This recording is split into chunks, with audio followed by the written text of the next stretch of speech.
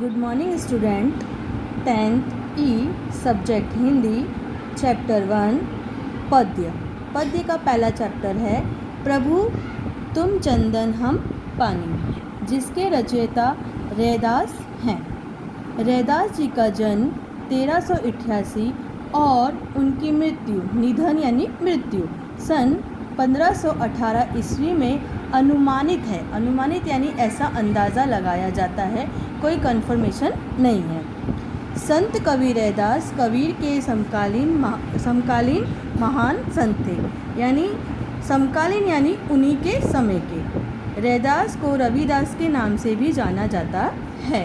यह माना जाता है कि संत रामानंद जी के शिष्यों में से एक थे। यह काशी में रहते थे। यह पढ़े लिखे नहीं थे, मगर उनकी साधना उच्च प्रकार की थी। उच्च प्रकार यानी सबसे ऊंचे पद वाली। इनकी ईश्वर की भक्ति सबसे उच्च प्रकार की थी। उनके पदों में अनन्य भक्ति भाव की अभिव्यक्ति है। संत कवि रैदास ने भक्त और भगवान के अटूट संबंध की पुष्टि अपने पदों में की है। आत्मा परमात्मा का मिलन सोने में सुगंध की भांति उत्तम बतलाया है। यानी जिस तरह आत्मा और परमात्मा का मिलन होता है, उसी तरह सोने में सुगंध की भांति बताया है। उनके पद बहुत लोकप्रिय हैं। उनके कुछ पद गुरु ग्रंथ साहब में संग्रहित हैं। गुरु ग्रंथ जी का ग्रंथ का नाम आपने तो सुना ही होगा। बोलचाल की सरल सहज भाषा में 200 अधिक पद हैं। यानी इनकी जो और पंक्तियां हैं वो बोलचाल की भाषा में अधिक सरल और लोगों को समझ में आए इस भाषा में है। यहाँ संकलित पद में रैदास कहते हैं कि प्रभु मैं हर हाल में आपके निकट रहता हूँ या रहना चाहता हूँ। मुझे आपकी भक्ति में प्रभुमय बनना है। मैं आपका दास आपकी प्रतीति चाहता हूँ। यहाँ आत्मा और परमात्मा की अद्वैतता यानी कि जैसे हम किसी चीज़ को मिला दें और फिर उसे अलग अलग नहीं करें, यानी किसी भी वस्तु को जिसमें एक बार मिल जाए और अलग अलग नहीं कर सकते, उसे अद्वैतता कहते हैं। तो अद्वैतता वर्णित है। अब यहाँ पर हमारा इंट्रोडक्शन पूरा हुआ। अब मैं ये पद तुमको एक बार पढ़कर सुनाती हूँ, फिर उसका भावार्थ समझाऊंगी। प्रभु तुम चंदन हम पानी, जाकी अंग अंग बास समानी। प्रभु तुम घन बन हम मोरा, जैसे चितवत चांद चकोरा। प्रभु जी तुम दीपक हम बाती, जाकी ज्योति बरे दिन राती। प्रभु जी तुम मोती हम धागा, जैसे सोनहि मिलत सुहागा। प्रभु जी तुम स्वामी हम दासा, ऐसी भक्ति करे रैदासा। अब यहाँ पे आ जाओ प्रथम 2 पंक्ति, जिसका भावार्थ मैं तुम्हें समझाती हूँ। प्रभु तुम चंदन हम पानी, यानी संत रैदास यहाँ इस पंक्ति में कहते हैं कि हे प्रभु, अगर आप चंदन हैं तो मैं पानी के समान हूँ। यानी चंदन,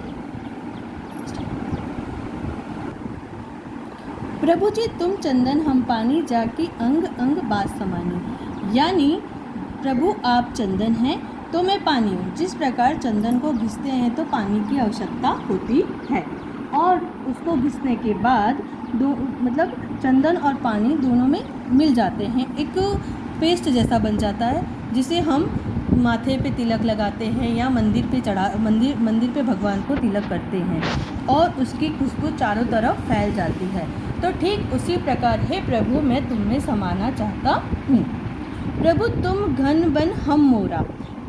प्रभु यानी ईश्वर, तुम यानी आप, घन यानी के बादल, वन यानी जंगल, हम मोरा यानी कि यहाँ पर रैदास कहते हैं कि प्रभु आप बादल हैं तो मैं मोर हूँ, उस मोर के समान हूँ जो बादल को देखकर अत्यधिक खुश होता है, प्रसन्न होता है।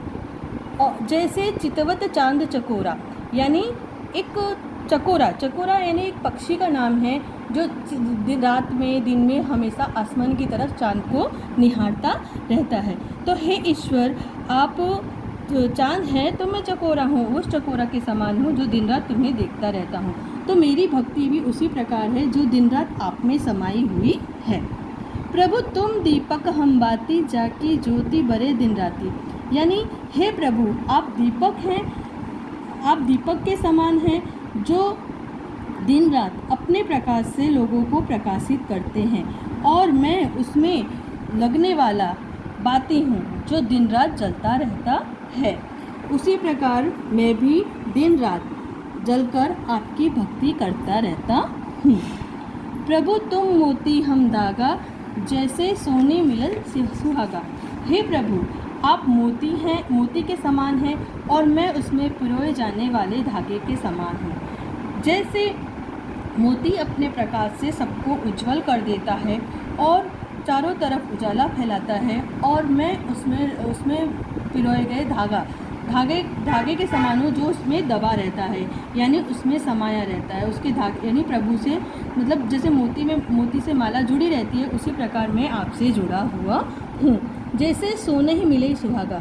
सुहागा यानी एक तरह का खनिज पदार्थ। जैसे सोने में सुहागा मिलने से उसकी गुणवत्ता बढ़ जाती है, उसी प्रकार हे प्रभु, हे ईश्वर, आपकी भक्ति करने से मेरा भी मान सम्मान बढ़ता है, और मैं उसी प्रकार आपकी भक्ति करना चाहता हूँ। अब यहाँ पर अंतिम 2 लाइन है। प्रभु तुम स्वामी हम दासा, ऐसे भक्ति करे रे दासा। कि हे प्रभु, अगर आप स्वामी हो तो मैं दास हूँ, निम्न प्रकार का दास हूँ, और मैं ऐसी भक्ति करना चाहता हूँ जो सर्वश्रेष्ठ हो, सबसे अलग हो और सबसे श्रेष्ठ माना जाता है। अब आगे यहाँ पर शब्दार्थ दिए गए हैं। शब्दार्थ यानी कि कुछ शब्द हैं जो कठिन है, उसके अर्थ यहाँ पर दिया है। बास यानी बू, गंध, मोरा यानी मोर, धन यानी बादल, बरे यानी जले, दासा यानी दास, सुहागा यानी एक तरह का खनिज पदार्थ, चकोर यानी तीतर जैसा पक्षी जो चंद्र की ओर देखता है, चितवन यानी देखना। अब यहाँ पर आगे स्वाध्याय में है निम्नलिखित प्रश्नों के उत्तर एक एक वाक्यों में लिखिए। अब मैंने जैसे तुम्हें समझाया है उसके आधार पर तुम्हें उत्तर देना है। प्रभु चंदन है तो भक्त क्या है? तो यहाँ पर उत्तर इसका होगा प्रभु चंदन है तो भक्त पानी है, जो यहाँ पर पहली पंक्ति में दिया गया है। भक्त दीपक बनकर क्या चाहता है? तो इसका उत्तर होगा भक्त दीपक बनकर जलना चाहता है। तीसरा प्रश्न है सोने का महत्व कब बढ़ता है? तो सोने का महत्व तब बढ़ता है जब उसमें सुहागा मिलता है। यहाँ पर सुहागे का मतलब तुम्हारी बुक में भी दिया गया है और मैंने तुम्हें समझाया भी है।